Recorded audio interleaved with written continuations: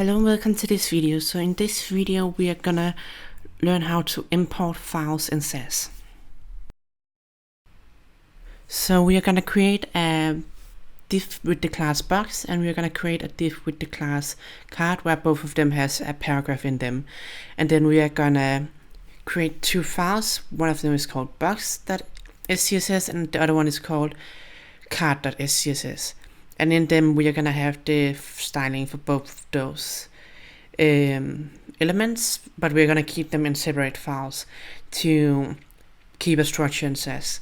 So the important thing with SASS is that you keep a structure over your code, so it actually makes sense to you and other people that will be looking at your code. Alright, so we now need to create a file for the box and for the card component. So when we have done that, we are gonna import the files inside SASS, and we are gonna do that by using add and then import, and then we are gonna import the files from there, which will then allow us to transplant all of the files into one single CSS file.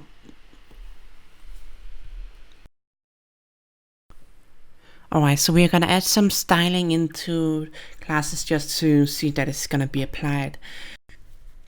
So in the card one, we're gonna add the color blue, and then we are gonna have a background color of gray.